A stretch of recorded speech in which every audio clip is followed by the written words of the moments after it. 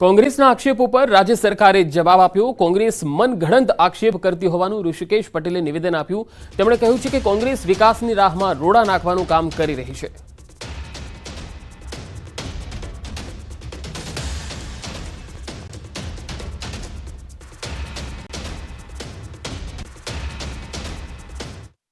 એટલે ગુજરાતની અંદર સતત સત્તા વિહોણી રહેલી કોંગ્રેસ ભૂતકાળમાં પણ આક્ષેપો કર્યા હતા, ક્યારેય સાબિત નથી કરી શકી। કોંગ્રેસ રઘવાઈ થઈ છે અને રઘવાઈ થઈ અને હકીકત અને તથ્યોના ઊંડાણમાં ગયા વગર કેવળ ને કેવળ આક્ષેપો કરી અને ભારતીય જનતા પાર્ટીના વિકાસના રાહમાં ક્યાંક ને ક્યાંક રોડા અને અડચણ નાખી રહી છે। જીઆઈડીસી અને ઔદ્યોગિક ગૃહો અને ઉદ્યોગો માટે જમીન ફાળવવાની નીતિ 1962 થી એટલે કે એમની જ જ્યારે સરકાર હતી ત્યારથી અમલમાં આવેલી છે।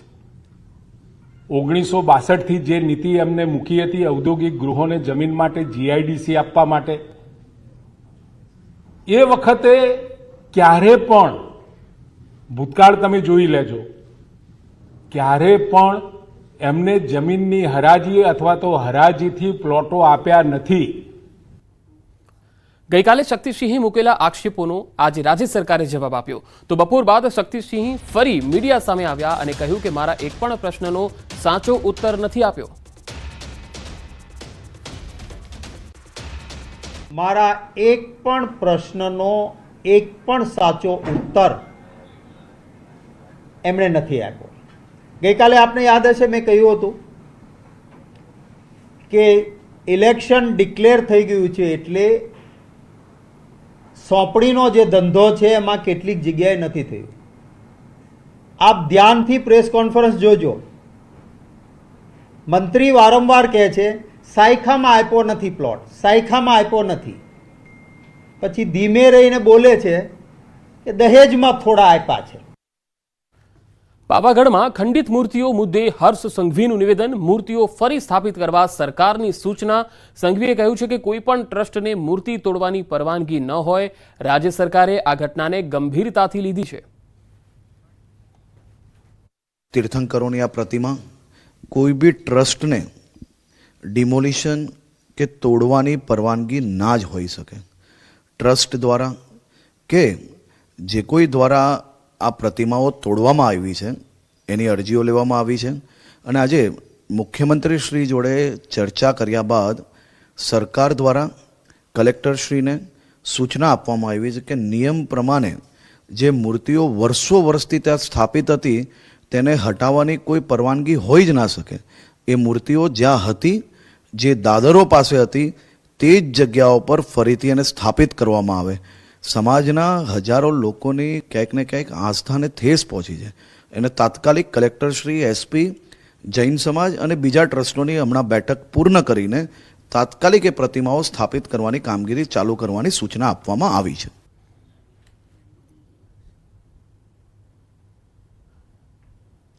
તો પાવાગઢમાં હટાવેલી મૂર્તિઓ પુનઃ સ્થાપિત કરવાની કામગીરી થોડી વારમાં મૂર્તિઓ પુનઃ સ્થાપિત કરાશે। આ એક મહત્વપૂર્ણ ખબર આવી રહી છે કે સિમેન્ટ અને કેમિકલ સહિતનું મટીરિયલ ખાસ કારીગરો સાથે પાવાગઢ ખાતે પહોંચાડવામાં આવ્યું છે। પોલીસ અને વહીવટી તંત્રની નજર હેઠળ કાર્યવાહી હાથ ધરવામાં આવશે। તો જે મૂર્તિઓ તોડવામાં આવી હતી હવે એ હટાવેલી મૂર્તિઓ પુનઃ સ્થાપિત કરવામાં આવશે। યાત્રાધામ પાવાગઢ ખાતે મંદિર જવાના જે જૂના માર્ગ હતો તેના ઉપર જે જૈન તીર્થંકર ભગવાનની જે પ્રતિમાઓ હતી તેને ખંડિત કરવા અને ત્યાંથી હટાવી દેવામાં આવ્યાનો વિવાદ હતો। હું આપને સીધા દ્રશ્યો બતાવીશ। ગઈકાલે રાત્રે જે વિવાદ સામે આવ્યો હતો અને તેના બાદ એક સુખદ કહી શકાય એ પ્રકારના સમાધાનની ફોર્મ્યુલા અપનાવવામાં આવી હતી। જૈન સમાજના અગ્રણીઓ સાથે તંત્ર દ્વારા બેઠક પણ કરવામાં આવી હતી। સાથે સાથે મૂર્તિઓને ફરી રીઇન્સ્ટોલેશન કરવાની જે માગણી હતી જૈન સમાજની, જેને અનુલક્ષીને તાત્કાલિક હાલ જિલ્લા કલેક્ટર, જિલ્લા પોલીસ વડા અને જૈન સમાજના અગ્રણીઓની ઉપસ્થિતિમાં દ્રશ્યોમાં જોઈ શકો છો મૂર્તિઓને રીઇન્સ્ટોલેશન કરવાની કામગીરી ચાલી રહી છે। જેને લઈને ક્યાંક ને ક્યાંક જે વિવાદ હતો અને જૈન સમાજની જે માગણી હતી તે એક તરફ સંતોષાતી જોવા મળી રહી છે। ત્યારે જોવું રહ્યું કે જૈન સમાજ દ્વારા જે માગણી કરવામાં આવી હતી અને જે ફોર્મ્યુલા હતી સમાધાનની, એ ફોર્મ્યુલા તરફ હવે જે આગળ વધી રહ્યા હોવાનું જોવા મળી રહ્યું છે, જેથી હાલ તો એક પ્રકારે આંશિક સમાધાનની જે ફોર્મ્યુલા છે તે ચોક્કસથી સંતોષાયો એવું લાગી રહ્યું છે. રાજેશ જોશી, ન્યૂઝ 18 ગુજરાતી, પાવાગઢ, પંચમહાલ. સુરતમાં જીન પ્રેમ વિજયજી મહારાજ સાહેબનું નિવેદન. પાવાગઢની ઘટના અંગે સમાધાનની વાતને અફવા ગણાવી. હજી તો કંઈ શરૂ પણ નથી થયું. સમાધાન ક્યાંથી? તમામ વ્યવસ્થા અને જમીન જૈન સંઘને સોંપાય તેવી માગણી કરી છે. આરોપીઓની ધરપકડ કરી કાર્યવાહીની પણ માંગ કરાઈ છે. માંગ નહીં સ્વીકારાય ત્યાં સુધી આંદોલન ચાલુ રહેશે. કોઈ પણ અફવાની અંદર કોઈએ પણ આવવાની જરૂર નથી.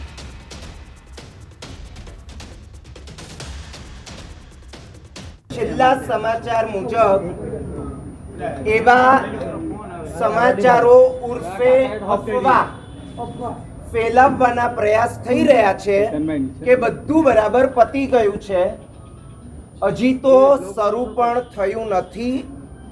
આપણી જે માંગણી છે કે જમીન જૈન સંઘને આપવામાં આવે, ત્યાંની બધી જ વ્યવસ્થાના અધિકાર જૈન સંઘને આપવામાં આવે, ગુનેગારોને FIR થાય, ધરપકડ થાય, સજા થાય, આમાંથી કશું પણ બાકી હોય ત્યાં સુધી આ આંદોલન બાકી રહે છે. ખેડામાં યાત્રાધામ ડાકોર મંદિર કમિટીના નવા ટ્રસ્ટીની નિમણૂકનું કોકડું ગૂંચવાયેલું છે. ડાકોર મંદિર કમિટીના મેનેજર પર સેવકના ગંભીર આક્ષેપ. ટ્રસ્ટીની જાહેરાત આપનાર મેનેજર કાયદેસર મેનેજર નથી. મેનેજર જગદીશ દવે નિવૃત્ત મામલતદાર છે. સરકારી ફરજ દરમિયાન અનેક કૌભાંડ આચર્યું હોવાનો આક્ષેપ છે. 2011માં ઠાસરાના રવાલિયા ગામે ખેતીની જમીનમાં મૃતકોના અંગૂઠા વેરીફાઈ કર્યા હોવાના આક્ષેપ. સમગ્ર મામલે નડિયાદ સેશન્સ કોર્ટમાં અરજી પણ કરાઈ હતી. કમિટીની સ્કીમ મુજબ મેનેજરની નિમણૂક ન કરાઈ હોવાની અરજી પણ થઈ છે.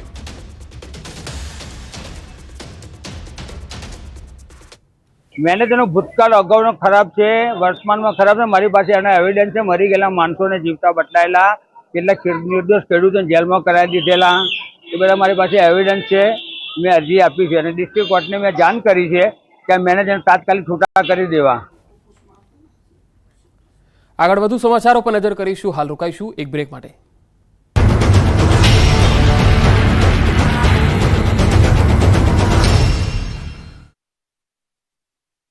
છે વિરામ લઈ રહેલું ચોમાસું હવે આળસ મરડીને આગળ વધી શકે છે.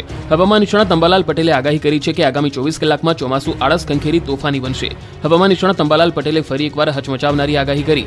અંબાલાલના મતે 24 કલાકમાં ચોમાસું ગુજરાતમાં ફરી સક્રિય થશે. આવતીકાલથી ગુજરાતમાં ચોમાસું ધબધબાટી બોલાવવાનું શરૂ કરશે. 17 થી 22 જૂન સુધી આંચકાનો પવન ફૂંકાશે. આંધી, વંટોળ, ગાજવીજ સાથે વરસાદ તૂટી પડશે. કાચા મકાનોના છાપરા ઉડી જાય તેવો પવન સાથે વરસાદ થશે. 2 શાખા સક્રિય થવાથી ગુજરાતને ફાયદો થશે. અંબાલાલ પટેલના મતે અરબ સાગર અને બંગાળની ખાડીમાં લો પ્રેશર બનશે. 20મી જૂનથી ડીપ ડિપ્રેશન બનશે. 20 થી શરૂ થતો વરસાદ વાવડી લાયક રહેશે. 20 થી 28 જૂનથી નિરંતર વરસાદ શરૂ રહેશે. રાજ્યમાં દક્ષિણ ગુજરાત, સૌરાષ્ટ્ર અને મધ્ય ગુજરાતમાં ભારે વરસાદની આગાહી અંબાલાલ પટેલે કરી છે. આ સાથે તેમણે કહ્યું કે આદ્રા નક્ષત્રમાં સારા વરસાદથી ખેડૂતોને ફાયદો થશે. અમદાવાદના કાગડાપીઠ વિસ્તારમાંથી 1 કિલો સોનાના દાગીનાની લૂંટના કેસમાં મોટો ખુલાસો થયો છે. પોલીસની તપાસમાં સામે આવ્યું કે લૂંટના કેસનો ફરિયાદી જ આરોપી છે. પોલીસે સીસીટીવી કેમેરાની તપાસ કરતા લૂંટની ખોટી કહાનીનો ભાંડાફોડ થયો. ફરિયાદી ધર્મ ઠક્કરે તેના 2 મિત્રો સાથે મળીને નકલી લૂંટનો પ્લાન બનાવ્યો. નકલી લૂંટનો ફરિયાદી ધર્મ ઠક્કર માણિક ચોકથી 1 કિલો સોનું લઈને નીકળ્યો હતો. આ પછી તેને ત્યાંથી ગીતા મંદિર નજીક પહોંચીને ત્યાં ઉભેલા 2 મિત્રોને સોનું આપી દીધું હતું. આ ઘટનાના સીસીટીવી દ્રશ્યો સામે આવ્યા. ધર્મ ઠક્કર જમાલપુરના અશરફી જ્વેલર્સમાં કામ કરે છે. આરોપી ધર્મ ઠક્કરે 2 મિત્રો સાથે મળી ખોટી લૂંટનો પ્લાન બનાવ્યો. ધર્મ ઠક્કરે કબૂલ્યું કે તેને પૈસાની જરૂર હતી, જેથી તેના મિત્રો સાથે મળીને લૂંટનો ખોટો પ્લાન બનાવ્યો હતો. ધર્મ ઠક્કર માણિક ચોકથી 1 કિલો સોનું લઈ નીકળ્યો. ગીતા મંદિર નજીક 2 મિત્રો ખોટી લૂંટના પ્લાન માટે ઊભા હતા. પ્લાન કરવા ઊભા રહ્યા હોવાનો સીસીટીવી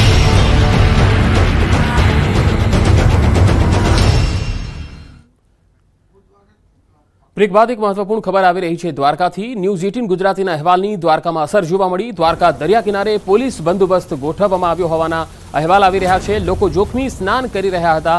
દ્વારકાના દરિયા કિનારે દરિયામાં કરંટ હોવા છતાં લોકો જોખમી સ્નાન કરતા જોવા મળ્યા હતા અને સેલ્ફી પણ લેતા હતા. આ અહેવાલ ન્યૂઝ 18 ગુજરાતીમાં પ્રસારિત થયા બાદ તંત્ર સફાળું જાગ્યું. દ્વારકાના દરિયા કિનારે લોકો જોખમી સ્નાન કરતા હોય તો પોલીસે દરિયા કિનારાથી લોકોને દૂર કર્યા હતા અને બંદોબસ્ત પણ ગોઠવી દીધો છે. વધુ માહિતી સાથે સંવાદદાતા દ્વારકાથી મુકુંદ મોકરિયા જોડાયા છે. મુકુંદ, હાલ પોલીસ બંદોબસ્ત ગોઠવવામાં આવ્યો છે તેવા અહેવાલ છે, શું વધુ વિગતો? જી પંકજ, વાત કરવામાં આવે તો આજે વહેલી સવારે દ્વારકાના દરિયા કિનારે કેટલાક લોકો જોખમી સ્નાન કરી રહ્યા હતા, ત્યારબાદ સેલ્ફી પણ લઈ રહ્યા હતા. ત્યારે આ અહેવાલ ન્યૂઝ 18 ગુજરાતીમાં પ્રસારિત કર્યો હતો અને ત્યારબાદ તંત્ર સફાળું જાગ્યું હતું. ન્યૂઝ 18ના અહેવાલ બાદ દ્વારકાના દરિયા કિનારા વિસ્તારમાં પોલીસનો બંદોબસ્ત ગોઠવી દેવામાં આવ્યો છે. લોકો જોખમી રીતે સ્નાન કરતા હતા તેને પણ દૂર કરવામાં આવી રહ્યા છે અને હાલ પોલીસનો બંદોબસ્ત દ્વારકાના દરિયા કિનારે ગોઠવી દેવામાં આવ્યો છે. પંકજ. જી મુકુંદ, આભાર માહિતી આપવા માટે.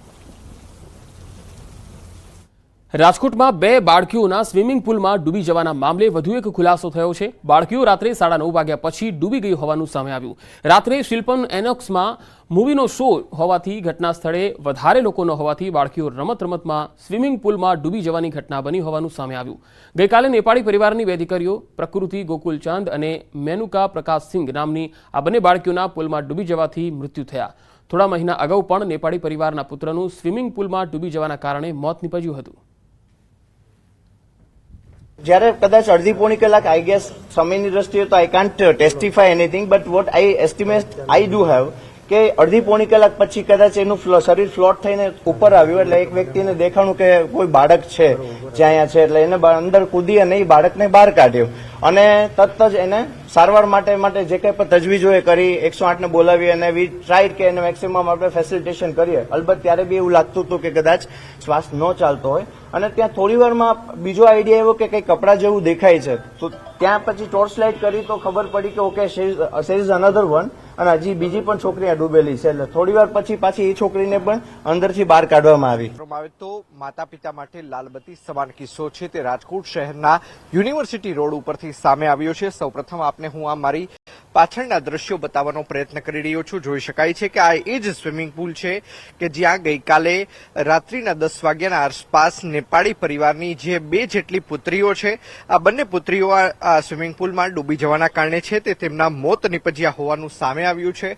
ખાસ કરીને આ બનાવ સ્થળની વાત કરીએ તો રૈયા ગામ નજીક જે સિલ્પન ઓનિક્સ આવેલું છે, આ સિમ્પલ ઓનિક્સના જે નામની આ જે બિલ્ડિંગ છે તેના સ્વિમિંગ પુલમાં પડી જવાના કારણે બંને દીકરીઓના મૃત્યુ છે તે નીપજ્યા છે. પ્રકૃતિ ગોકુલચાંદ અને મેનુકા પ્રકાશસિંહ નામની આ બાળકીઓના મૃત્યુ થયા હોવાનું છે તે સામે આવ્યું છે.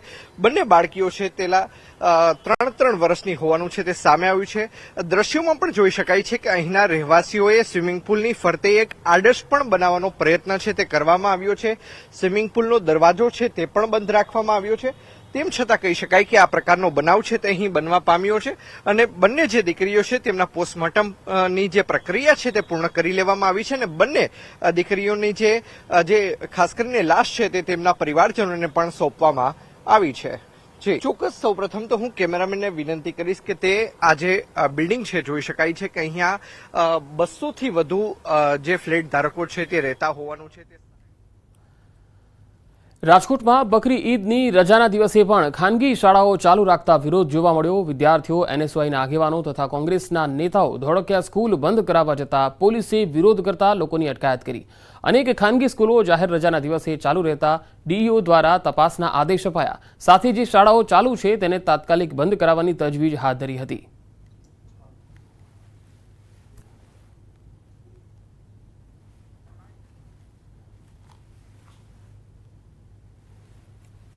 રાજકોટ સહિત સમગ્ર રાજ્યભરમાં આજરોજ બકરી ઈદની જાહેર રજા છે. તેમ છતાં રાજકોટ શહેરમાં ખાનગી શાળાઓ છે કે જે જાહેર રજાના દિવસે પણ શરૂ હોવાનું છે તે સામે આવ્યું છે. દ્રશ્યોમાં જોઈ શકાય છે કે કઈ રીતે શાળાઓની અંદર શૈક્ષણિક કાર્ય છે તે શરૂ હજુ પણ રાખવામાં આવ્યું છે. અનેક જગ્યાએ જે બાળકોને છોડી મૂકવામાં આવ્યા છે તો અનેક એવા ક્લાસરૂમ પણ મળી આવી રહ્યા છે કે જેમાં બાળકોને હાલ અત્યારે તેમનું શૈક્ષણિક કાર્ય હોય તે પ્રકારના દ્રશ્યો છે તે હાલ અત્યારે સામે આવી રહ્યા છે. થોડીક જ વાર પૂર્વે અહીં એનએસયુઆઈના અને સાથોસાથ કોંગ્રેસની જે યુવા પાંખ છે, વિદ્યાર્થી આગેવાનો છે તે પણ અહીં વિરોધ કરવા પહોંચ્યા હતા, પરંતુ સ્થાનિક પોલીસ દ્વારા તેમની અટકાયત છે તે કરી લેવામાં આવી છે. બીજી તરફ અનેક સવાલો જિલ્લા શિક્ષણ અધિકારી રાજકોટમાં સ્વામિનારાયણ ગુરુકુળના 2 સંતો સામે દુષ્કર્મની ફરિયાદનો મામલો. વાલીઓ ગુરુકુળમાંથી પોતાના બાળકોને પરત લઈ ગયા. ખીરસરા સ્વામિનારાયણ ગુરુકુળ લગભગ ખાલી ખમ થઈ ગયું છે. ખીરસરા સ્વામિનારાયણ ગુરુકુળમાં ચુસ્ત પોલીસ બંદોબસ્ત ગોઠવવામાં આવ્યો. વ્યવસ્થાપક કમિટીનો મીડિયા સમક્ષ બોલવાનો ઇનકાર. વાલીઓ અને વિદ્યાર્થીઓ પણ કંઈ બોલવા તૈયાર નથી. વધુ માહિતી સાથે સંવાદદાતા મુનાફ બકાલી મારી સાથે જોડાયા છે. મુનાફ, કમિટીના કોઈ પણ સભ્ય બોલવા માટે તૈયાર નથી. હવે આગળ થશે શું? બિલકુલ પંકજ, જે રીતે રાજકોટથી મહિલાએ જે રીતે દુષ્કર્મની જે ફરિયાદ કરવામાં આવી હતી, જે ખીરસરા ગામના સ્વામિનારાયણ ગુરુકુળમાં 2 સંતો પર વિરોધ દુષ્કર્મની ફરિયાદ કરી તેને લઈને રાજકોટ જિલ્લાના ફાયોદર ખીરસરા ગામે આવેલ જે સ્વામિનારાયણ ગુરુકુળમાં વાલીઓ પોતાના સંતાનોને ગુરુકુળમાંથી પોતાના ઘેર પરત લઈ ગયા. ખીરસરાના સ્વામિનારાયણ ગુરુકુળ પાસે જે અત્યારે હાલ તો ચુસ્ત પોલીસ બંદોબસ્ત ગોઠવવામાં આવ્યો છે. ખીરસરા ગામમાં પોલીસ તપાસનો ધમધમાટ અત્યારે ચાલી રહ્યો છે. જે સ્વામિનારાયણ ગુરુકુળના વેપિક કમિટીના આગેવાનો મિટિંગ પણ યોજાઈ હતી. પોલીસ કે વેપિક કમિટીના મીડિયા સમક્ષ બોલવા હાલ તો કોઈ તૈયાર નથી. અમને ઘટનાની કોઈ પણ જાણ નથી તેવા અત્યારે કરી રહ્યા છે. ખીરસરાના સ્વામિનારાયણ ગુરુકુળ લગભગ ખાલી વિદ્યાર્થીઓ પોતાના ઘરે પરત ફરિયાદ વાલીઓ અને વિદ્યાર્થીઓ મીડિયા સમક્ષ કોઈ બોલવા બી અત્યારે તૈયાર નથી. જે રીતે કમિટી બી રચવામાં આવી છે તેને લઈને હાલ તો જે ગુરુકુળ છે તે અત્યારે સાવ ખાલી ખમ પંકજ જોવા મળી રહ્યો છે. જી મુનાફ, આભાર માહિતી આપવા માટે. દ્વારકામાં દરિયા કિનારે જોખમી સ્નાનનો મામલો. ધનરાજ નથવાણીના ટ્વીટ બાદ તંત્ર દોડતું થયું છે. દ્વારકાના દરિયા કિનારે યાત્રિકોના જોખમી સ્નાન અંગે ધનરાજ નથવાણીએ પણ ટ્વીટ કર્યું હતું. દ્વારકા પોલીસ ગોમતી ઘાટ તેમજ સંગમ ઘાટ દરિયા કિનારેથી યાત્રિકોને દૂર કરાવ્યા. મીડિયા અહેવાલો બાદ તંત્ર સફાળું જાગ્યું હોય. દરિયામાં ભારે કરંટ વચ્ચે જોખમી સ્નાન કરતા હોય ધનરાજ નથવાણીએ પણ આ અંગે ટ્વીટ કરી અને સ્થાનિક તંત્રનું ધ્યાન દોર્યું હતું. દરિયા કિનારે જોખમી સ્નાનનો મામલો. ધનરાજ નથવાણીએ પણ ટ્વીટ કરી અને ધ્યાન દોર્યું હતું. સંગમ ઘાટ દરિયા કિનારેથી યાત્રિકોને પોલીસે દૂર કરાવ્યા છે. દરિયા કિનારે જોખમી સ્નાન કરી રહ્યા હતા કેટલાક લોકો અને હાલ દરિયામાં ભારે કરંટ જોવા મળી રહ્યો છે. ઊંચા મોજા ઉછળી રહ્યા છે. ત્યારે આવી સ્થિતિમાં દરિયામાં કોઈએ પણ નજીક ન જવું જોઈએ. ડૂબી જવાની પૂરી સંભાવના રહેતી હોય છે અને ઊંચા મોજા ઉછળતા હોય છે. ત્યારે દરિયામાં કોઈ વ્યક્તિનો કોઈ અણબનાવ ન બને તેના માટે હવે પોલીસની ટીમે અહીંયા બંદોબસ્ત ગોઠવ્યો છે.